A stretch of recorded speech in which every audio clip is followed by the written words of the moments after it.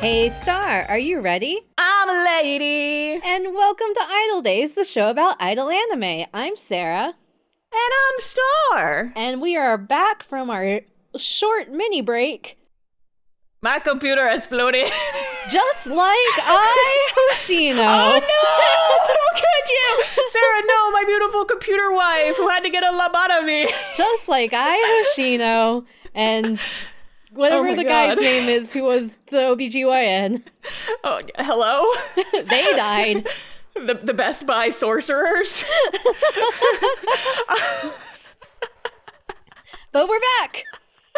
We are back, yes. Apologies for the delay, friendos. I had to take care of all that stuff and also just a billion other things, but we're back! We're back, and we're back with the series we've covered before.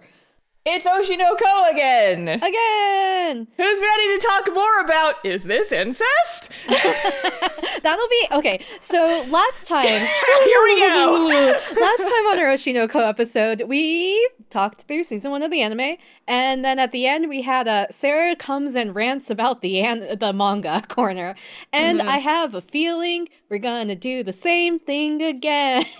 Yippee-ki-yay, because I'll go ahead and tell you, I have not finished the manga, but I basically kind of know what happens.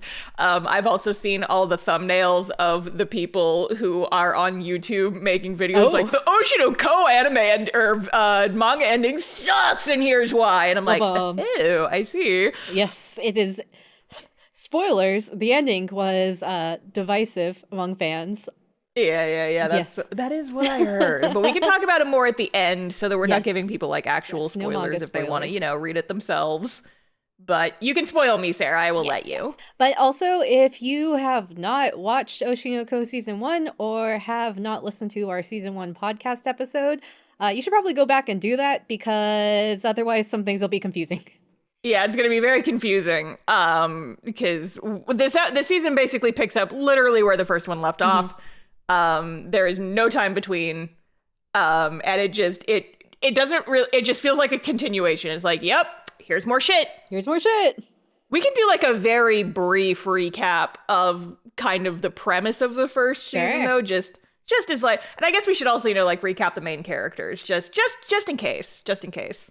So, the first season of Oshi no Ko starts about... it's almost 16 years because they're 15 now. So 16 years before the current timeline. And during this timeline, there is a doctor. He works at this hospital. Apparently he works in pediatrics, presumably. At least with the kids. I forgot his name. It's Goro something. It's Goro. I keep wanting to call him Goro Akechi because he's a Persona character. Persona. That's not it. Persona. No, I just called him Dr. Goro. Yes, Dr. Goro. And he was taking care of a young child named Serena who was very sick. She had like a brain tumor, I think, if I remember right. Yeah, it was something like that. And Serena was a big fan of this idol named Ai Hoshino. And she got Goro to also be a fan of Ai Hoshino. And it was like basically like carry on as her top fan after I die. And then she dies. Sorry, Sarina. R.I.P. But yeah, and so then, a couple years later, who comes into this guy's hospital but Ai Hoshino, the famous pop star? And she's preggers. And she's also like straight up best girl. Like, you as a viewer, there's no way you cannot love Ai Hoshino. Ai Hoshino did nothing wrong, and everyone else in this anime is so fucked up. She's perfect. Okay, Memcho also did nothing wrong. Mem is great, also, but perfect top idol. And yes, she is pregnant, and she is at this far away from Tokyo hospital, so she can give birth without anyone knowing, because it's a big secret that she's pregnant, because idol. And so she spends the last few months of her pregnancy at this hospital, and she is scheduled to give birth to twins. But the night of the birth, the doctor, Dr. Goro, is killed by one of her stalkers. Dun dun dun.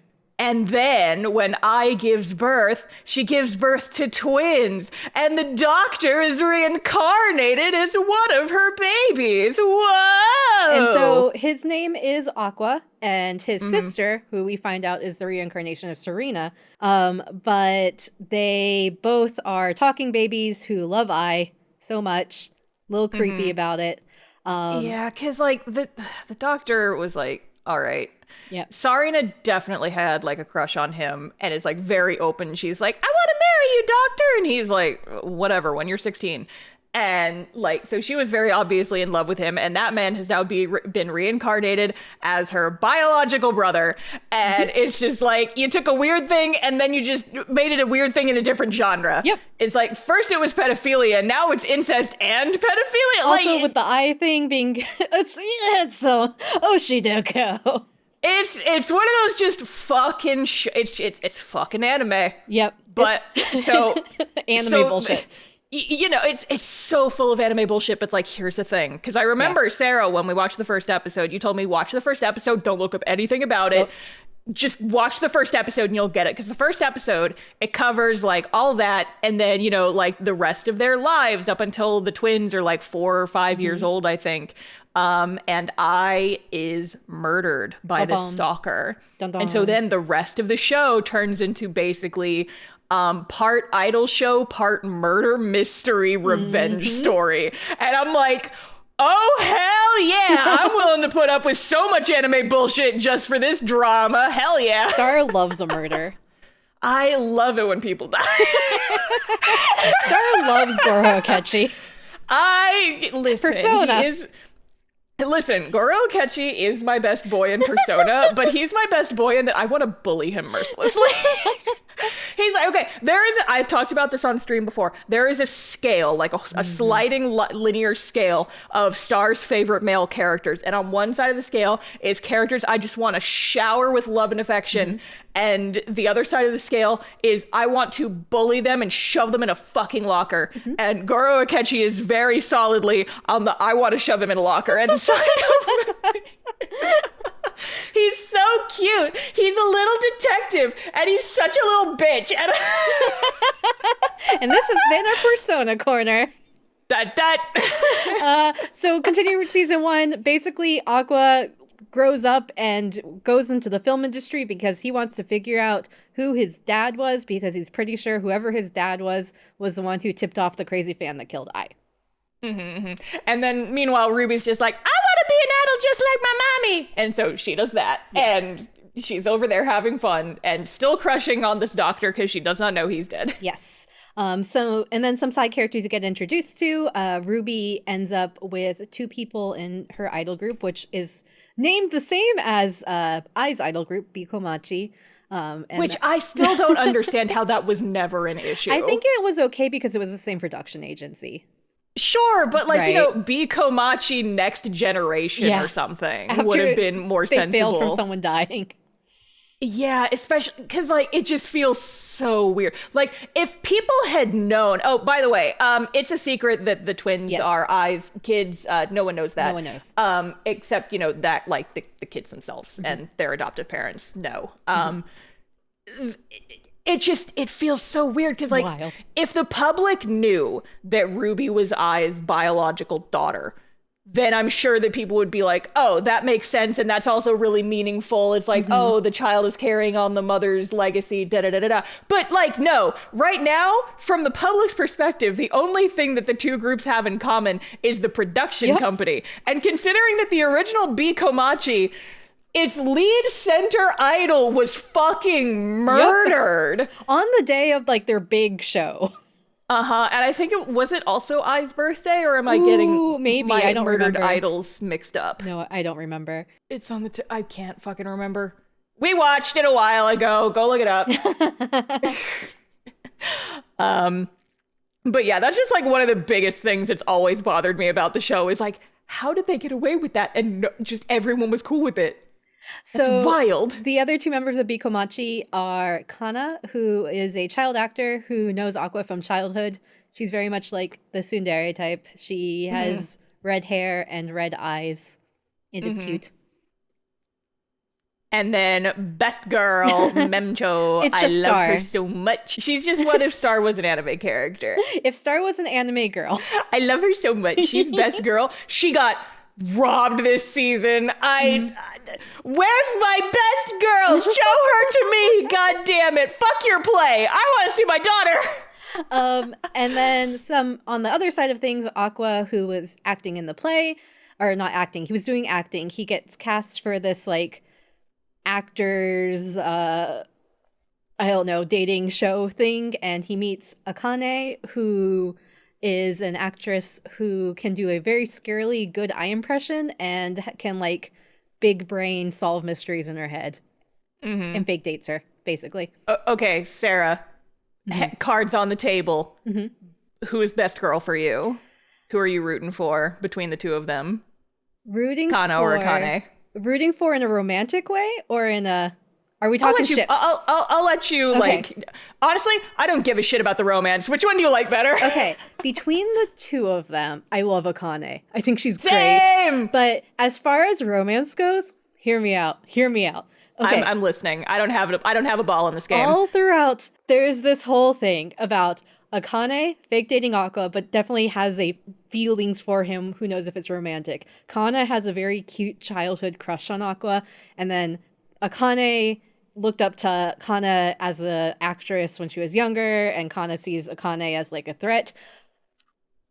We should be shipping Akane and Kana together, shouldn't we? I was about to be like, she's either about to suggest a polycule or that the girls just kiss each other. Honestly, I'm on board. Where's the ship art? I'm gonna look this up now. You know someone's drawn it. People definitely ship them. Akane loves Kana. She just can't admit it. But they also love Aqua. But we'll have some after spoilers after the show. I'm looking up ship art. Yes! Thank you, Google Images. Yeah. Now people ship them. A lot of it's just like knife Yuri. Yeah.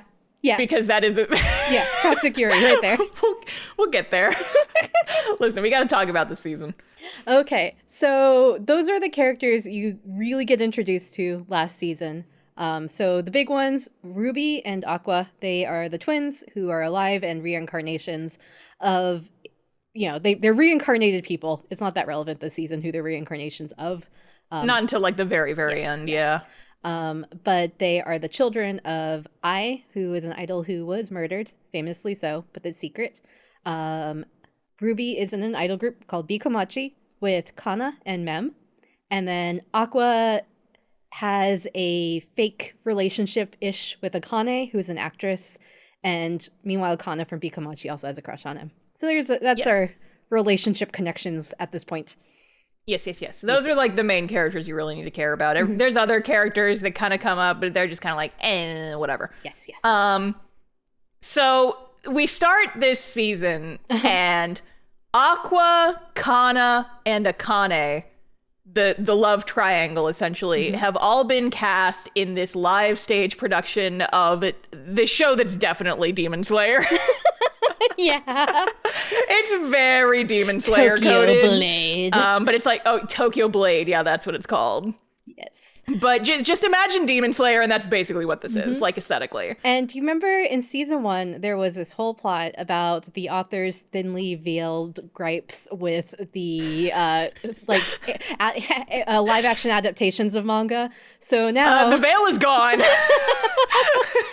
The veil is gone. The veil has been stabbed by a stalker. There is no fucking veil. No. Most of this season is the author just bitching about the entertainment industry and how hard adaptations are to do. And I'm just like, Sarah, I don't know how you feel. I fucking hate this arc. Yes. I remember reading this in the manga and it drove me crazy. Yes. I'm like, okay, we get it. You have a hate boner with the entertainment industry and adaptational processes. I get it.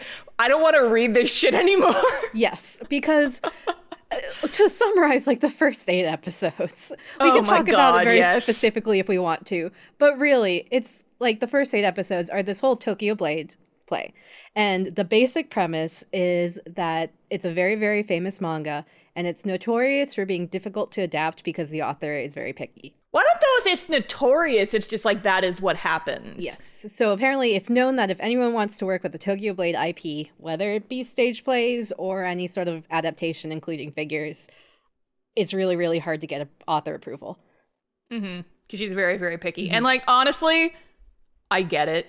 as you know, like a comic artist myself, if you're trying to like adapt a thing and they're fucking with my babies, then I'm gonna stand up for my babies in my story, because like no. But also it's like, it's the first like I think 4 episodes is pretty heavily focused on just like manga artist drama, and I'm like, this is 4 fucking episodes of this 12 episodes. Yes. Well, actually, I think it's 13 episodes this season. Yeah, it's 13 episodes, but it's like 4 episodes is just dealing with the fucking manga artist drama. And I'm like, Jesus fucking Christ. Yes. And basically the push and pull is the manga artist wants a lot of control over what the script is like. And then the script writer's like, no, we have to write it in this certain way because play. Of the limitations of the medium, and she doesn't get the limitations of the medium. So the main characters are like, why don't you actually go like see one of the plays in like the they call it like stage around, and it's like this high-tech theater production type of thing. Which also is like, they're also saying like, oh, it's so different because of stage around plays. That's why theater is actually good now. And I'm like, well, I mean, only because of these high-tech plays? Is that your message? That's not the message I got from it. I got that it's more like, because one of the things was that Aqua brought up, I don't really like plays because of the limitations in the medium. And so then Akane was like, well, now we have this tech that makes those limitations less of an issue.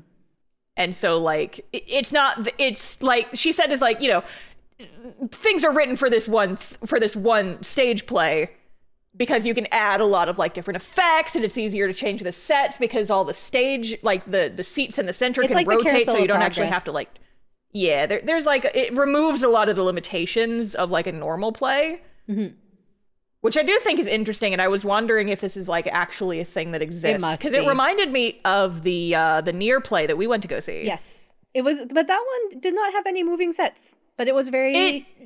It didn't, but it also had like those screens that came down. They were like the VTuber screens that are like clear. Yes. And they could like project like explosions and shit onto them. And it was very cool. Yes.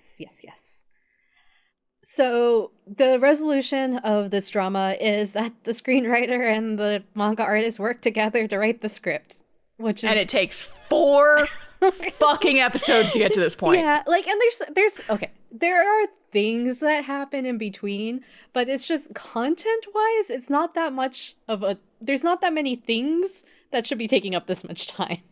Nope.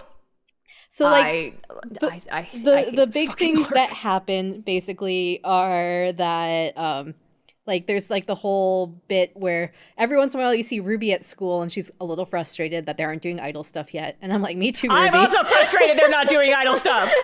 I hate it when they get fucking... I came to this show for a murder mystery and idols, and right now I'm being starved of both! Yep. And then there's also some stuff about the rivalry between Akane and Kana. So we do know that... Just let the girls kiss. Yeah, we know that that's a whole thing around Aqua, but then also around acting. And that's like the first 4 episodes, really. And then I told Sarah this. I completely forgot what happens in episode 5. For some reason, I just took 0 notes on what happened in that episode.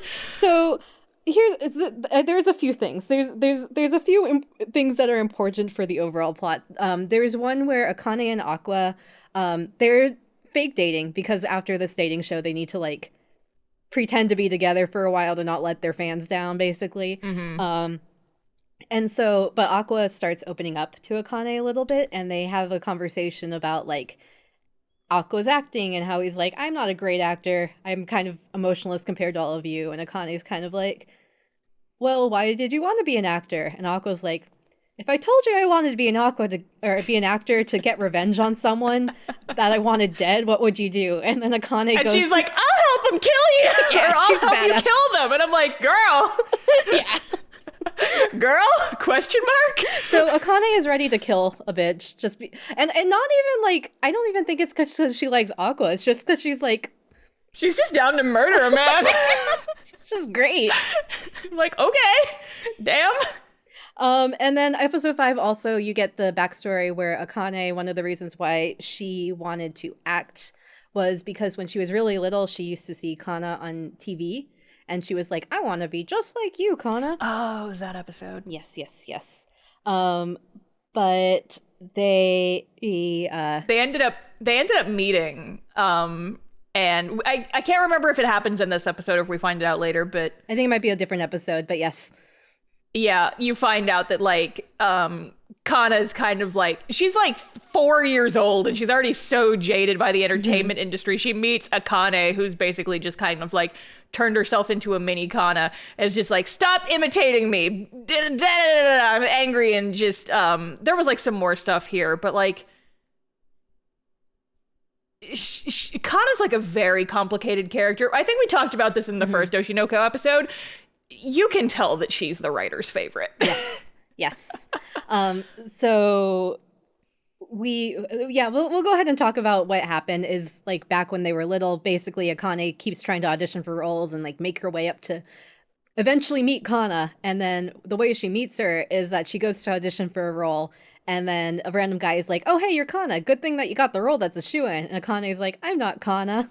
And then Kana's like, yeah, they just do it here because the industry sucks and you should give up now while you're ahead. Yeah, and then she's also just like, don't imitate me. Is like, Kana's just like got a lot of stuff going on. Sassy little 4-year-old. And you find out later that like her acting kind of drove her family apart because like her mom was like really obsessive about like, it's such shit though. Like Kana's mom is awful. You never actually like get to interact with her in the show, but you see her through flashbacks, and Kana kind of explains it's like, my mom benefited more from my acting than I honestly did, and she loved all the perks of being the mother of a child actor. And once I got older and I stopped getting jobs, she started getting really pushy with like, you know, continuing to get me work. And she kind of like, people didn't want to hire me anymore because she was kind of a pain. And she ended up like, the dad ended up divorcing her because he was like, you're too obsessed with our child's career. And I think the dad also cheated on her or something like that. Sure, yeah. And so Kana just like wants to be super duper easy to work with all the time. But then at the same time is like, I feel like I can't shine if I want to. It's just like, I'm only going to keep getting work if I'm easy to deal with. But if I'm easy to deal with, then I can't really like be myself in these roles. I can't like go all out in these roles. And that's like just kind of the drama that like kind of on the actor side of things. There's a lot of focus on it. Yes. Over the course of the season. And then the next 3 episodes, you're watching the play.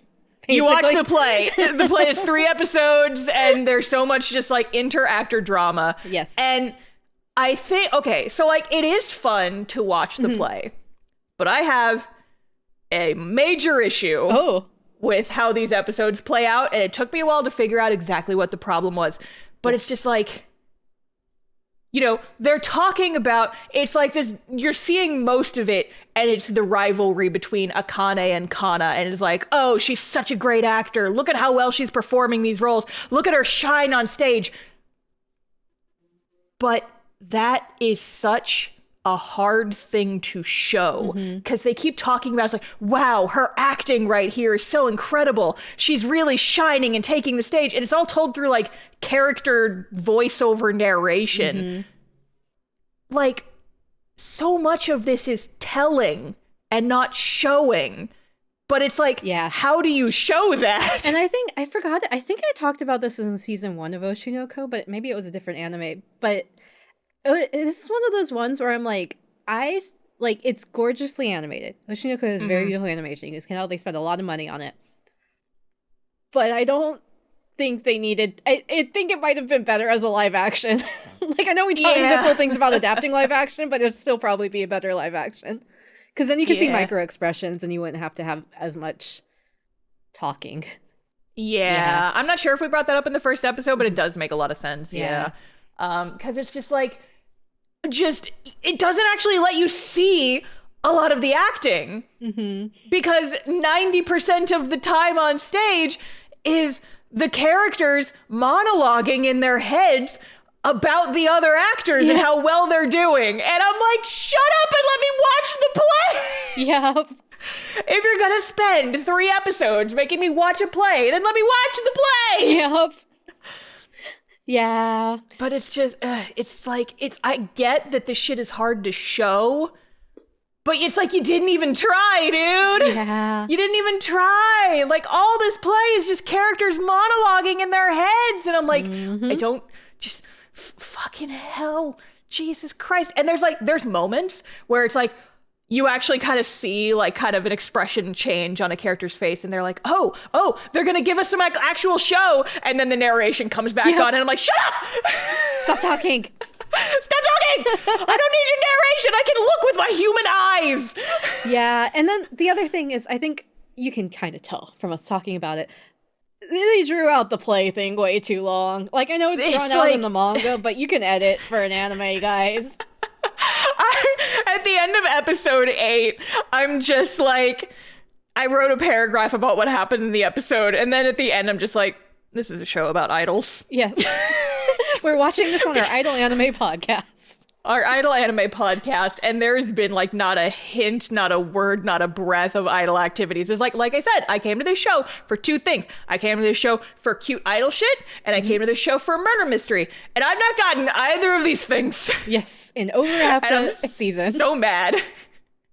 I hate this play. I hate Demon Slayer. And like, that's my thought too, is I'm like, I wish, like, I get that for the pacing of probably Oshi no Ko as a show as a whole, if you're following the manga, and also if the artist has apparently a lot of gripes about the entertainment industry, they probably couldn't cut out a lot, but they could have cut out a lot, you know? They could have cut out half of these episodes. Or they could have made them OVAs.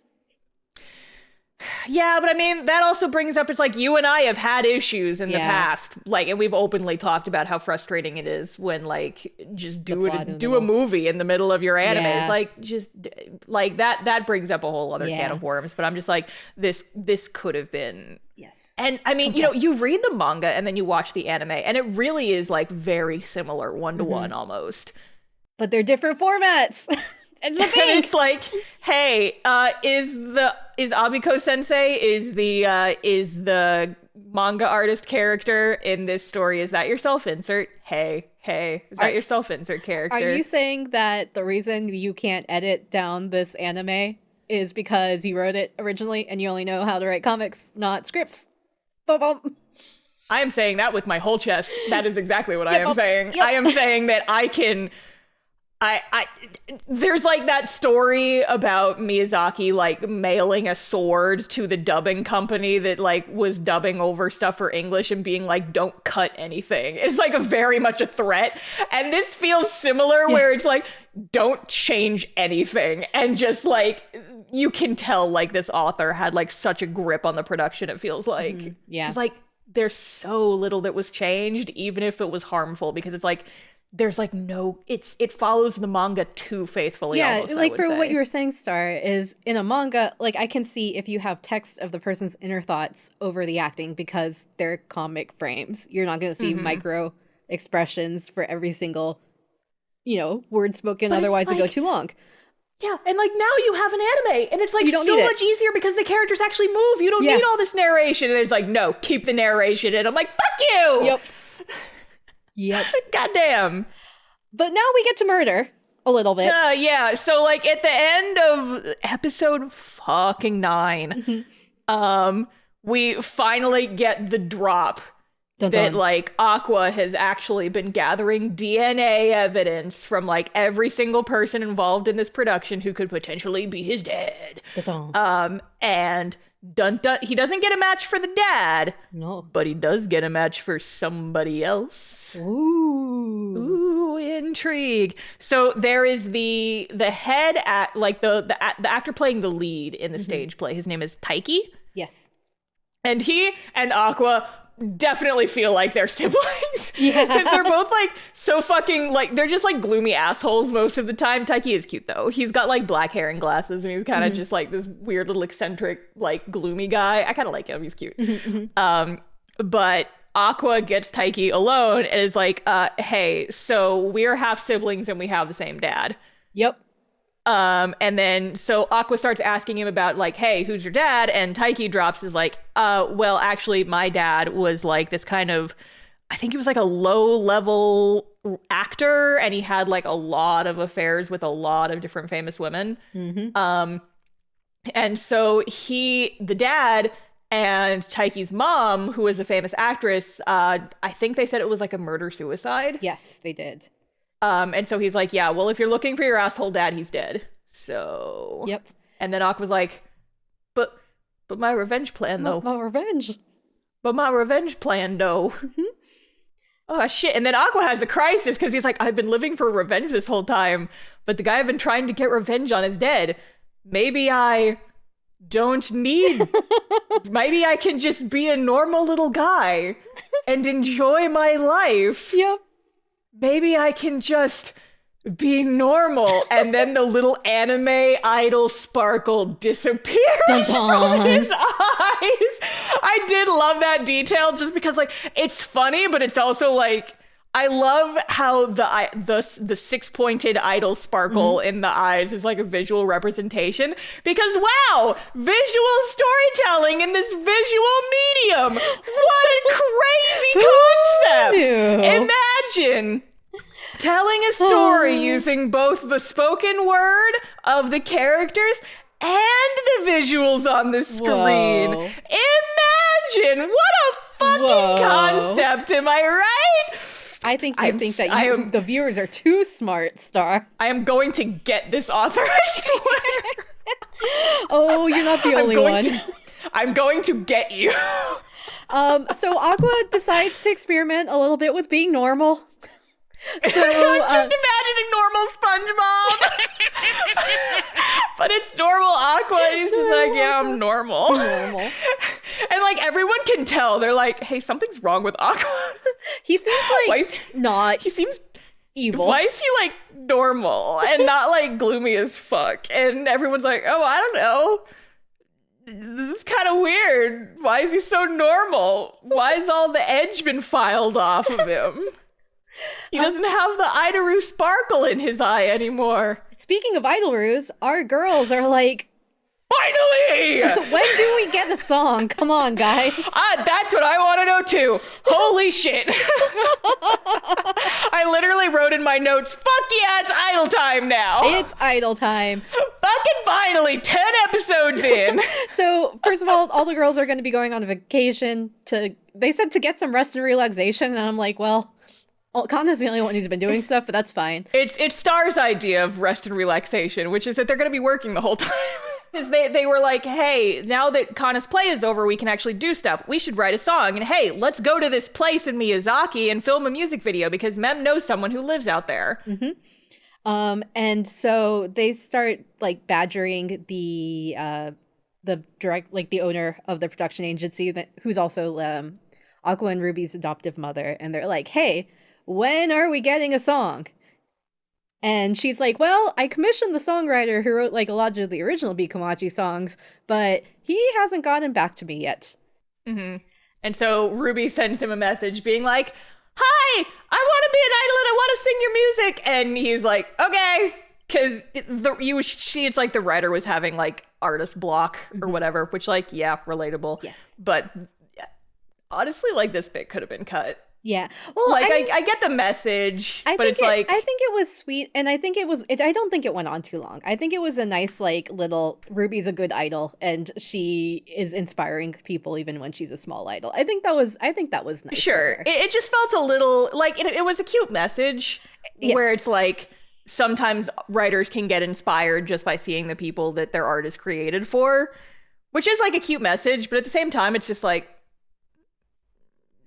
just kind of felt a little weird. It was a little out of place. I would expect to see this more on like a montage of preparing for this trip, not like a standalone thing. Yeah. So they go to Miyazaki, specifically in the area where the hospital was, to go film their MV. By pure coincidence. Well, the coincidence being, apparently, there is a famous shrine there for a goddess that is known to be a goddess over music. Or just like entertainment in general. Yes, entertainment in general. So they're like, why don't we film there? Because of the vibes being right, I guess. Yeah. Oh, there was I'm looking at my notes again, and there was one thing that we forgot to mention that's going to be kind of important. Not necessarily in this season, but it will be a thing. So, Aqua is talking to Akane, and they're still kind of in like this weird situationship, and they're like, should we actually date? Should we not? I don't know. Whatever. But he or she knows about his plan for revenge, and he's like, so I found out who my dad is, and it turns out that he's dead, and I don't think I want to live for revenge anymore. And then Akane's like, she kind of figures out, he's like, well, there's kind of a loophole here. There's a very big there is a way. Gap there. There is a very big loophole here. The mother was the doctor. Oh! But no, so like, obviously it's like, okay, well, what if Taiki's dad was not actually his dad? Yep. And like the person who is Aqua's dad also knocked up this other actress, and that's Taiki's dad. But Taiki thinks that this other guy is his dad, who is dead now. Yep. And Akane figures that out, and she's like, I don't know if I want to tell Aqua this, because if he realizes that, he's gonna turn back into an emo boy, and maybe he should just be normal. And so Akane is, like ping-ponging these thoughts around in her head for like the rest of the season, basically. Yep. And she also ends up coming with them. Yes. It's kind of we'll figure out our relationship together on this trip. Yeah. And then Kana's just like, why is she fucking here? But it was just, let's bring Akane along because she's fun. Yes. We enjoy Akane here. And also at the end of this episode with this weird Akane reveal, we do see Ruby at Ai's gravesite. And she leaves, and a mysterious figure with blonde hair comes up and is like, our daughter's looking very nice, isn't she, Ai? Yeah, and it's just like, he's half Russian! He is! It's the anime Russian genes that make them blind! Ai's baby daddy / Aqua and Ruby's dad is actually Zero from North Maria. That's my theory. Illuminati confirmed. So anyway, we're not gonna forget about him. We're not gonna see him for a while. But that was just like our little nod to the audience of just like, hey, Aqua's wrong, and his dad is actually a piece of shit Russian, and he's still alive. Forget about him for now. So we're in the last 2 episodes at this point. The group goes up to Miyazaki, which is like this, I'm not sure where Miyazaki Prefecture is. I think it's further north of Tokyo. Don't quote me on that though. But yeah, there's like a lot of nature and it's really pretty. And so the girls go to film their music video, and then Akane and Aqua go sightseeing, and Aqua's just like, I want to go to the house of this doctor that I knew, and nothing else suspicious. And we get a little bit of Dr. Goro's backstory. It doesn't really matter in the grand scheme of things, but it's just like you find out kind of why he wanted to be like an OBGYN specifically. And it's something to do with like his mom died in childbirth, and it was like a whole thing, and he's got baggage about it. And he's got like a lot of baggage over also like because he couldn't save and just like all this other stuff. But also he's using it as like, hey, he doesn't say this to Akane obviously, but he's like, when I was a doctor, I was murdered. And as far as everyone else knows, I'm just missing. Because it's like, they go to the hospital and he asked about it. It's like, hey, does a Dr. Goro still work there? And they're like, no, he like disappeared. We assume that he just moved and didn't say anything and just disappeared off the face of the earth. And like, okay, and you just never like did anything about that. And then Aqua like talks to Akane and he's like, if a body died, hypothetically, if someone died in these woods 15 years ago, would there still be a body? And Akane is like, probably not. And Aqua's like, cool. Let's go look at the house of my friend Goro. And so he goes to the cliff he got pushed off of to be murdered. And he's like, well, it's not there. Can't find my body. Guess I'm not finding my corpse. But later that night, dun dun dun. Ruby and Akane end up walking from like this recording studio back to their hotel together. And in the process, this bastard little crow steals their hotel key. Hold on.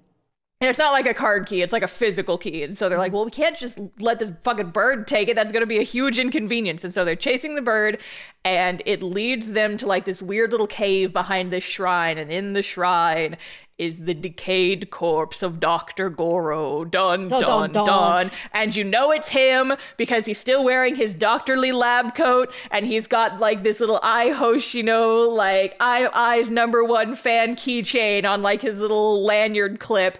And Ruby sees it, and she, Sarina, gave that to him before she died. And now she knows that the doctor that she loves is dead. Dun, dun, dun. And she gets real fucked up about it. Dun, dun, dun, dun. Dun, dun, dun. So we got one episode left. Yes.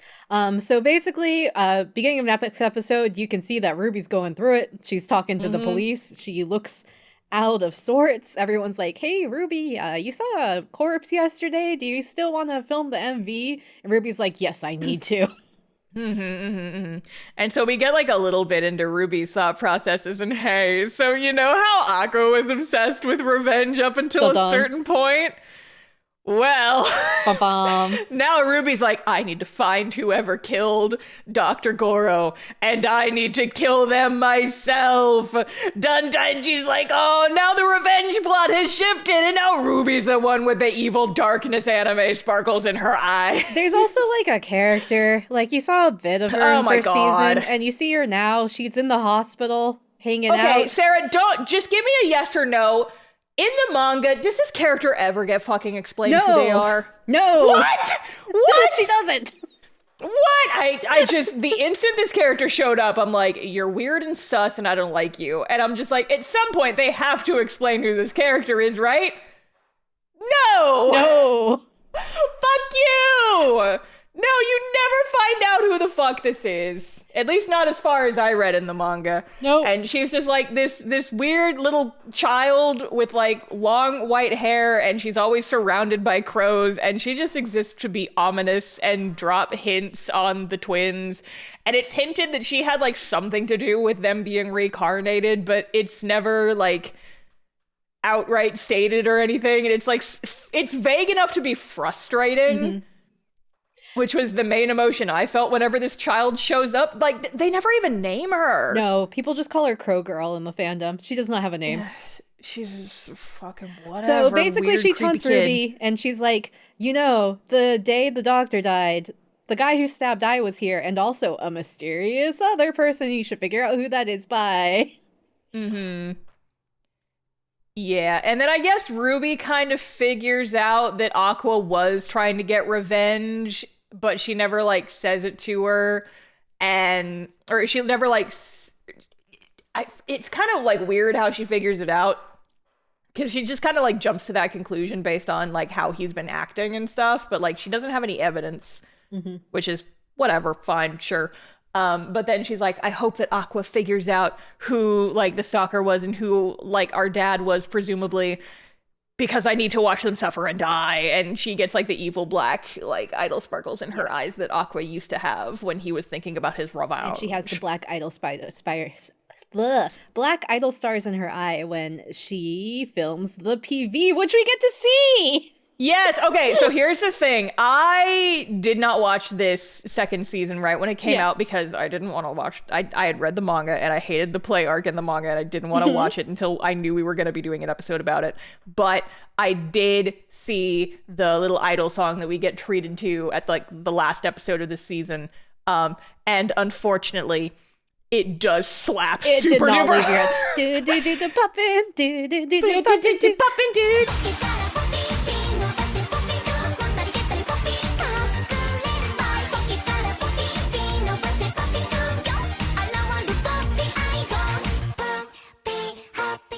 I was, Sarah, do you remember when we went to Oregon for Jocelyn's wedding? Yes. I had that shit on repeat like the entire time. It was just like playing in my head. I'm like, listen, you can think whatever you want about Oshinoko. It's got some fucking bangers. It has really good music. First season and this season, which like it's great because like we very clearly, there's not a lot of idol stuff in the show, so it's good that the idol stuff we get is good. It makes up for it. Slaps. It's so good.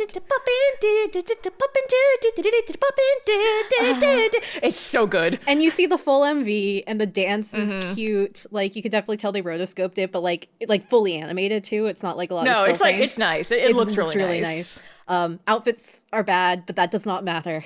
Yeah, it's like the outfits are like whatever. Outfits are bad, and all the idols in the show. They kind of look like they're Disney bounding Minnie Mouse a little bit, because they're like in different ways. Red, black, and white polka dots, and it's just kind of like, all right. Yeah. But no, like this show has MV is great. This show has awful idol outfits just in general. But great music. I will say that with my full chest. The only good Oshinoko outfits were done in like promotional materials and like tie-ins, because like the Idolmaster tie-in outfits are so cute. And a lot of the cross promotional outfits in general are cute.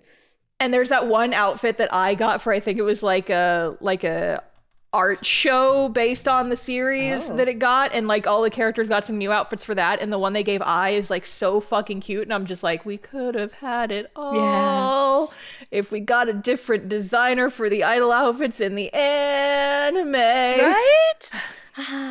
A tragedy. What could have been.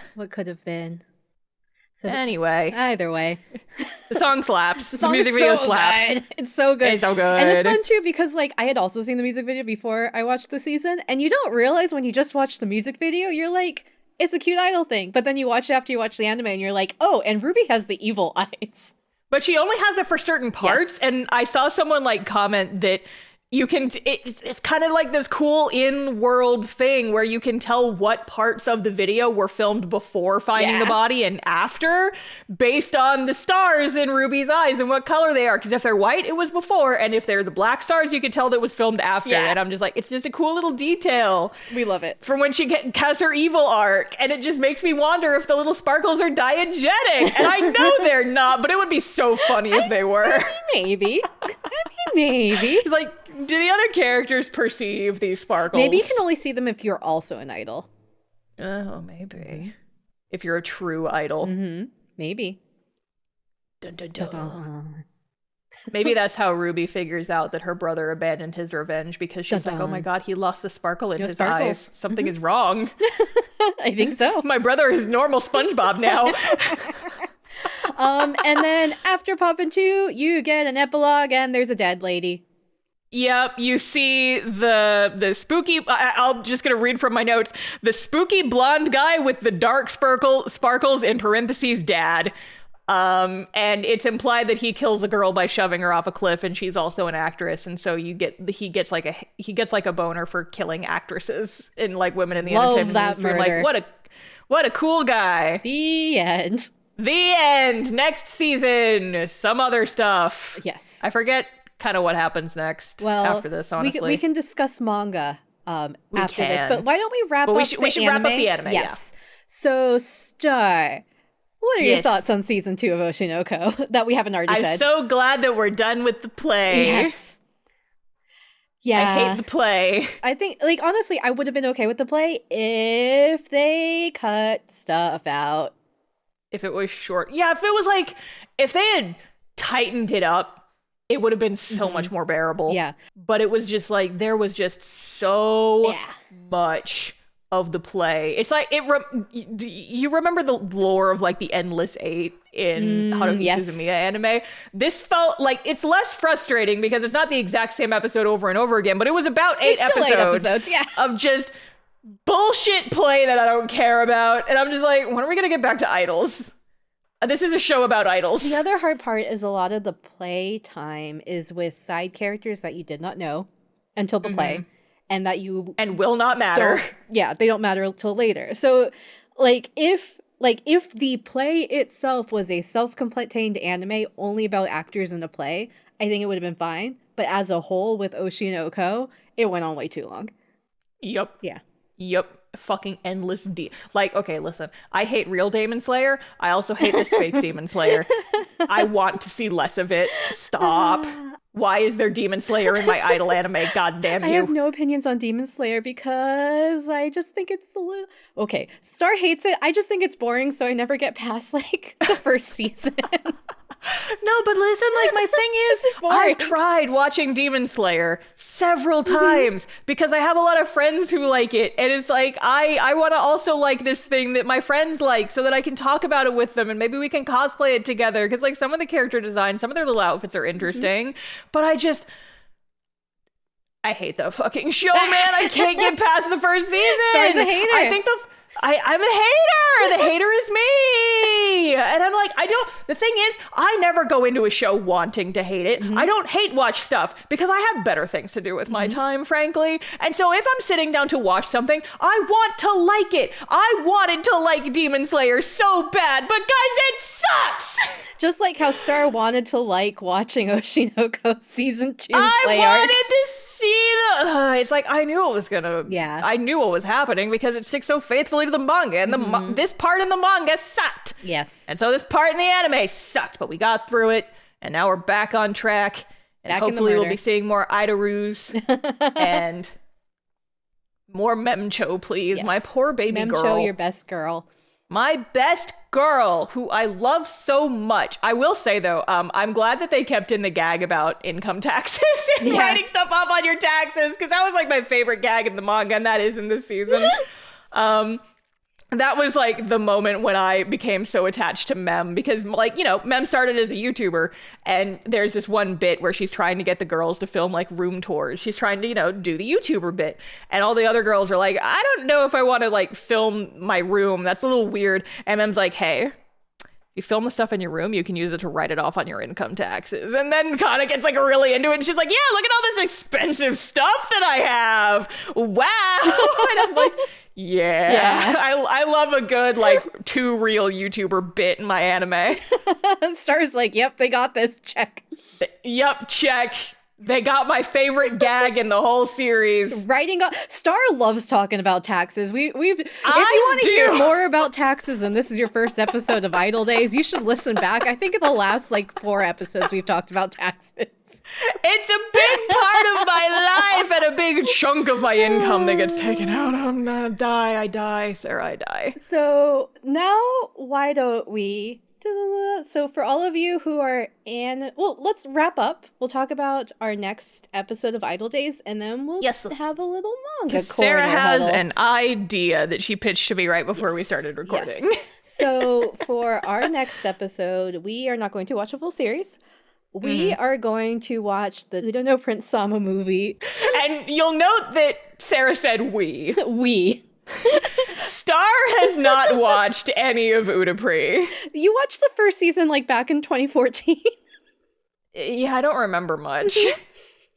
All I know about Udapri is what Sarah has told me through the various episodes on this podcast. And she's like, we should watch the movie, and you should also watch the movie and just have no fucking idea what was going on. And I'm like, And I highly encourage all of you to watch it with us without knowing what's going on, or at least watch some music videos or even the trailer for it and discuss with us in our Discord, which you can find on our website, and there are also links to it in your podcast player of choice and our YouTube page where hopefully you are listening. Yes, go subscribe to the YouTube so that we can get monetized and start earning a little bit of money from the show so we can pay for our various anime watching subscriptions. Now then. If you do not want spoilers for the manga, this is the part where you leave. Bye-bye. We'll see you later. Enjoy the manga. You can read it in the United States on the Shonen Jump app legally. Okay, so manga spoilers. So the manga is complete. As of, I think, like half a year ago. Yeah, it's been a bit. Yes. So Star and I talked a little bit about this last episode. I don't remember everything we talked about. Essentially, there's a few arcs in between before the final big arc, where you get a little bit of Ruby doing her Ruby stuff and being good at being an idol.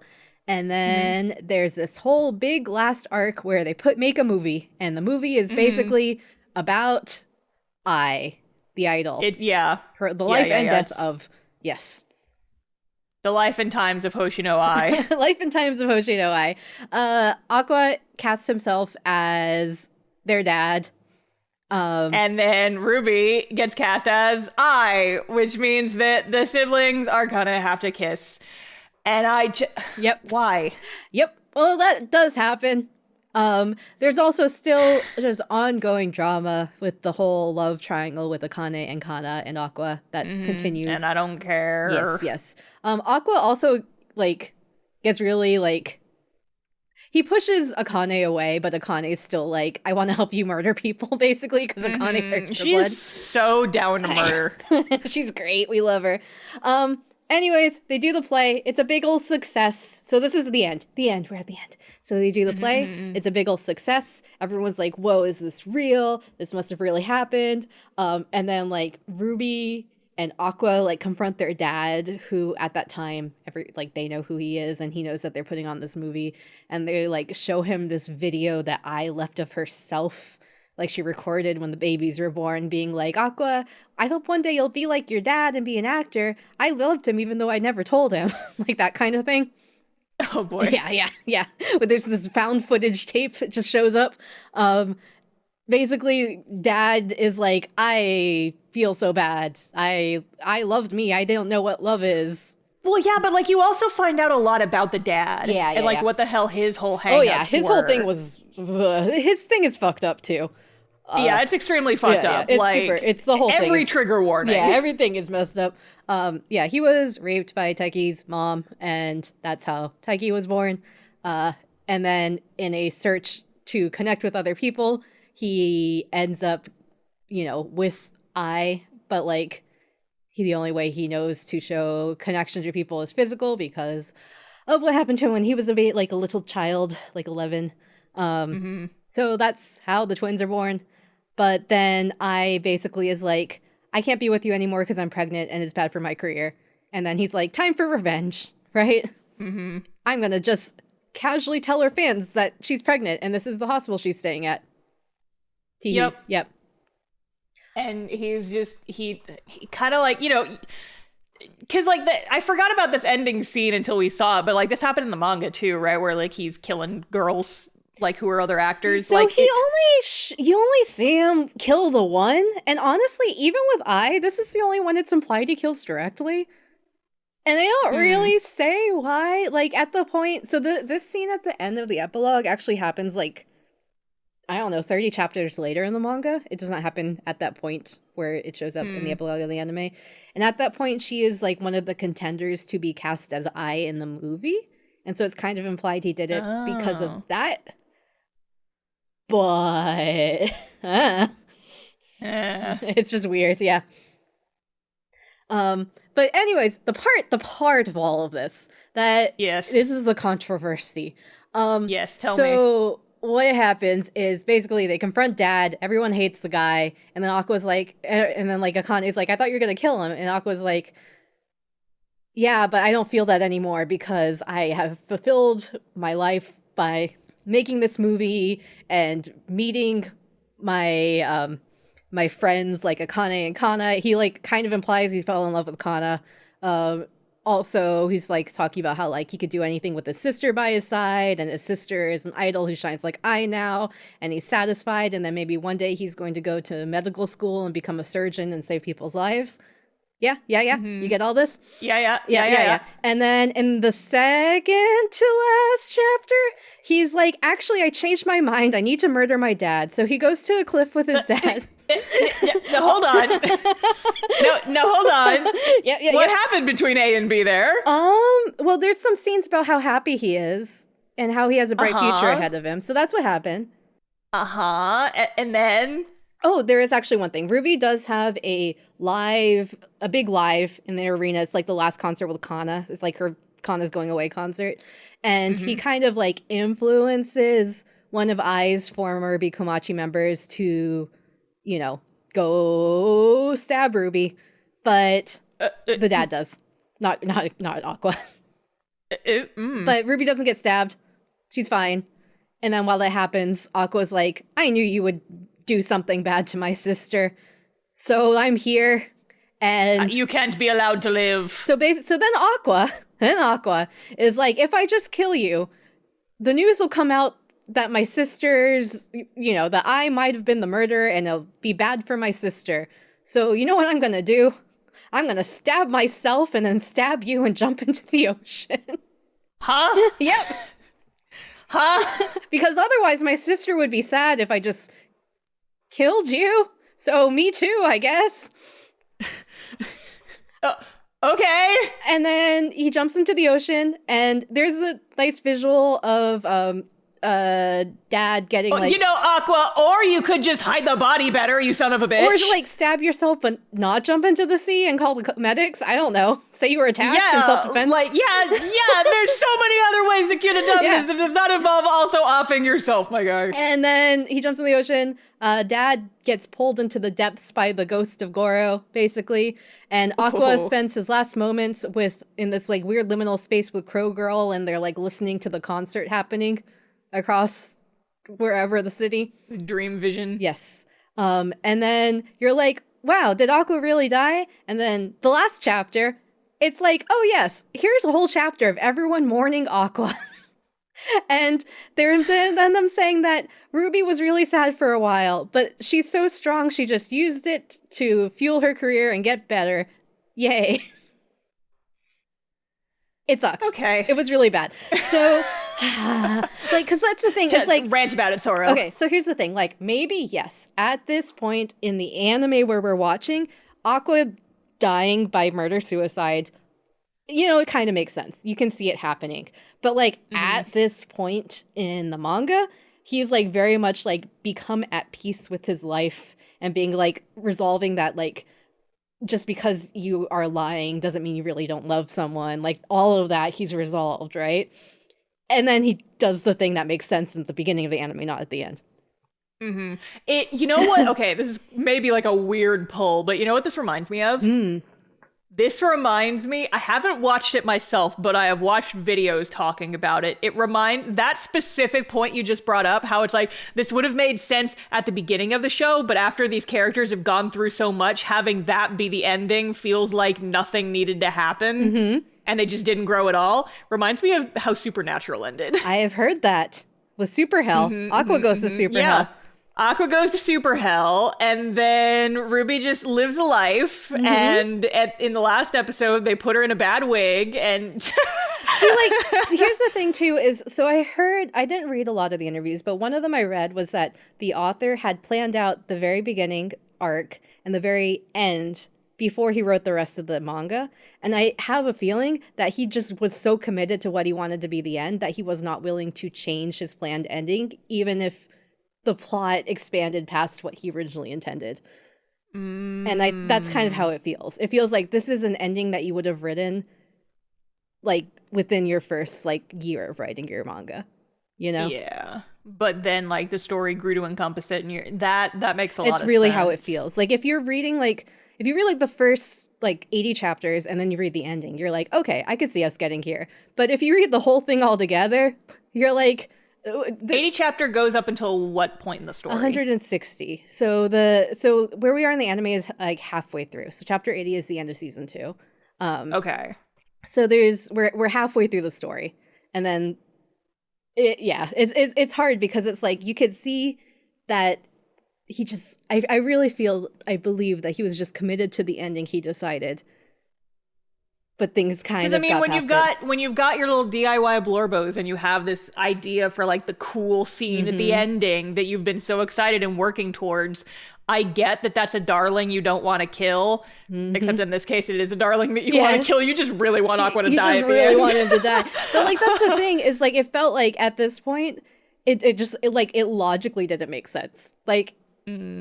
The Aqua would have thought past, there was no reason for him to die, first of all, because if the point was he just didn't want to be framed for murder, there's so many other ways you can go about it, my guy. Akane is ready. She has a gun. She is ready to kill. And also, the hard part, too, is I was reading weekly at this point, and it's just so hard when the fan theories are so much better than what happens, too. Because, one that I thought was one that would have worked, which I thought would have been cool, this would have been my ideal how they would fix this, is Aqua stabs himself, jumps in the water, whatever, he's doing his thing, and then what happens is Goro dies, but Aqua stays alive. So like he doesn't remember his last life, but he remembers his current one. I think that would be cool. I think that would be a nice resolution where like the past life of Goro dies. I kind of like that, right? Yeah, because like, yeah, that would have been cool. It would have been like kind of hard to show. Well, we have the Star Eye thing. Yeah. Well, I mean, he's already lost the Star Eyes once. Yeah. When he became normal with a capital N. He loses his Star Eyes, and also you see the ghost of Goro all the time in the anime, so he really could say goodbye. You know? Yeah. He's like, you're not part of me anymore, There's bye. ways you could do that. But imagine then Ruby coming on to him still and thinking that he's still the doctor, and then he's just like, what the fuck are you doing? I don't do an incest. I mean, like, I don't think he has to forget who the doctor is, but maybe he just isn't that person anymore. He grows out of it. You know, like, I think that would have been fine. I would have been happy with that. Like, he's two souls in one body, and now he's just the one. Mm-hmm. Happy with that. Yeah. Aqua, you can let go of your revenge for real now, and I, this ominous ghost that's been giving you panic attacks this whole season, am going to also drown with this fucked up guy. Yeah. And now you can be capital N normal. Yes.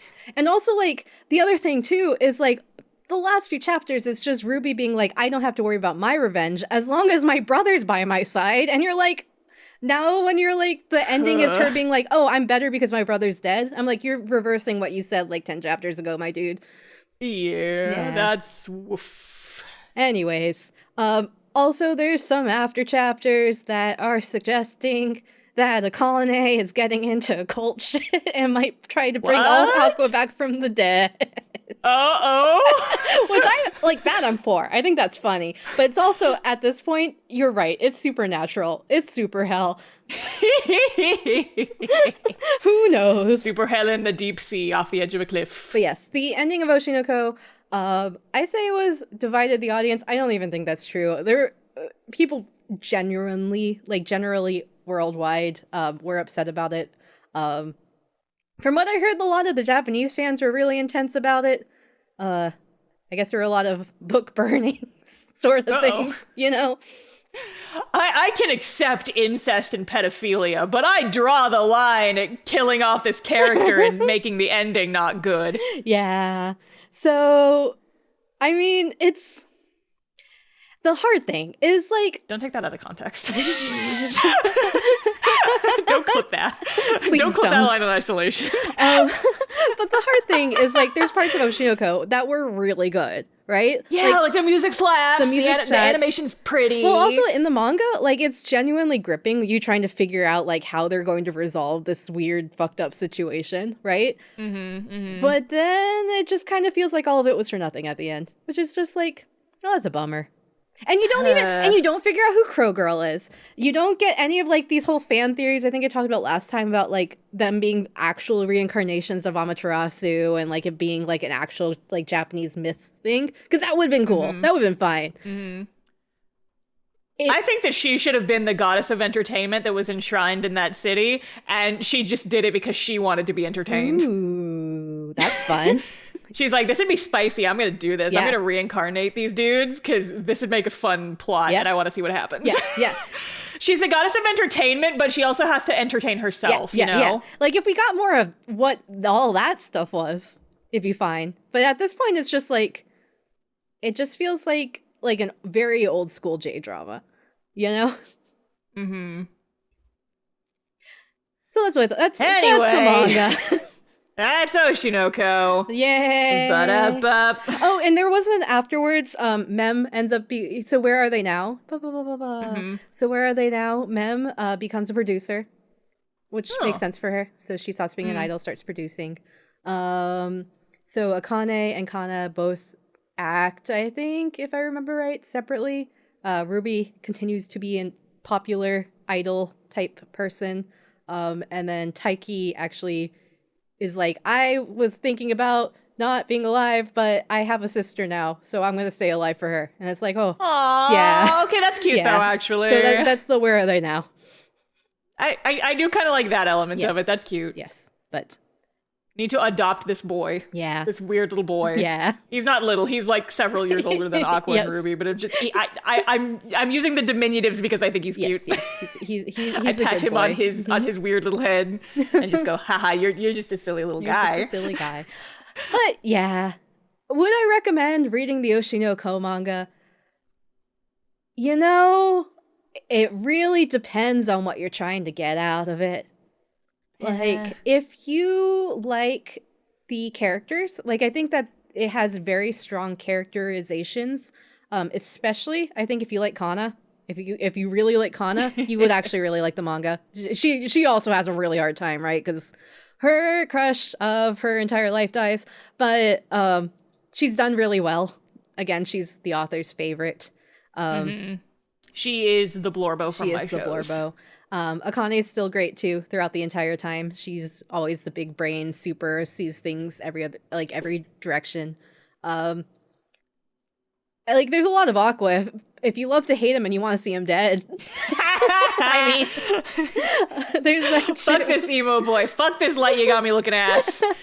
But if you are in it for like good, like actual explanations of what's going on behind the scenes and people making satisfactory ending, yeah, or people making rational decisions, it's not great. Womp womp womp. So.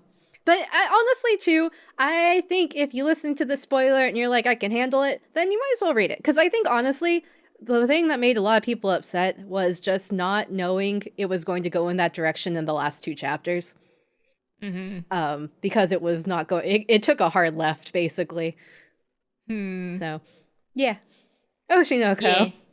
Oshinoko. Maybe the Ko was our Oshi all along. The Oshi we made along the way. Maybe the Ko was the Oshi we made along the way. Yeah,